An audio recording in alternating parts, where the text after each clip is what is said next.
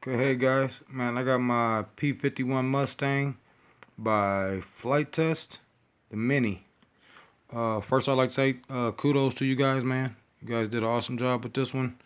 It was the easiest build I've done thus far, and on the maiden flight, it just took right off. But really, what I wanted to show you real quickly, man, is something that I found pretty neat. I only had 9-gram servos, some Metal Gear ones at that, so I had to use a couple of them. And what I did was, instead of using one on each wing, which I thought it'd make the bird extra heavy, which she's still a little heavy because I just kind of threw this thing together, which is testament to these guys' plans and builds. Man, and she flies lovely. I'm gonna do a little maiden, well, not a maiden, but I'm gonna do a flight later and record and hopefully get some little footage for you guys to show you how she flies. But what I thought was neat was what I did with the one servo. I used one servo here in the bottom, and yeah, I had to do a little mod, but you can't really tell. I mean, when she's up in the air, and you'll see later, you don't really notice. I just barely had to cut a little bit of space for the push rods to come out of there to use one. And I did have to cut a little notch right there for the servo that was sitting on top of the wing upside down for the bottom of it to get through the body there. And I'll show you you guys a little bit later. But I guess on bigger birds, you probably wouldn't have to do all that. They'll probably fit a lot easier as far as the servo going in. But what I did was, excuse the little messy there, I had some landing gear, I took it off. This is what I did. I took some extra servo arms and I made a little lever there to transfer the push and pull on each of the ailerons, so I could just use one servo. So it's one servo in there, upside down, with the long arm on it, with a push rod coming off of each side. And then on this side, I have the lever turning that way.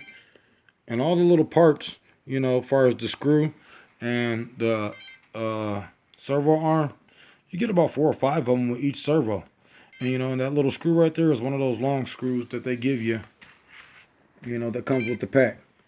So I have the long one in a T on my servo, and it's basically connected there to go on one side, and vice versa on the other side going out to the wing. And my servo, of course, would be here.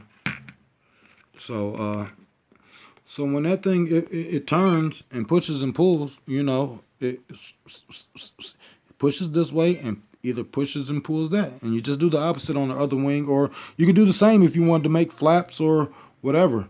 I'm sorry for the little blurry camera footage. I'm using my phone. There we go. So yeah, I know you guys, if you're like me, you probably got a lot of these just laying around, and you could do that. So that's a good way to make some flaps or ailerons. And I just want to show you that's my controller beeping because I'm not touching anything. But they work great, man. They work great. Got one in the back.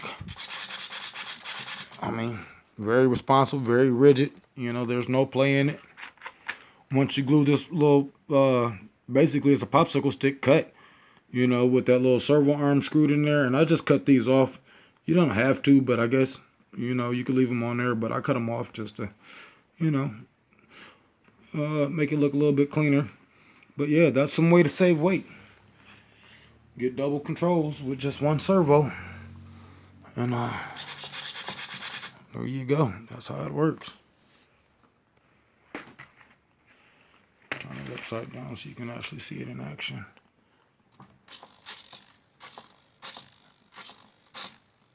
Yeah, and on the other side, just basically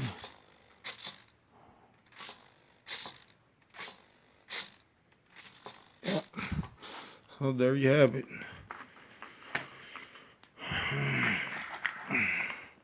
P51 Mini Mustang Flite Test.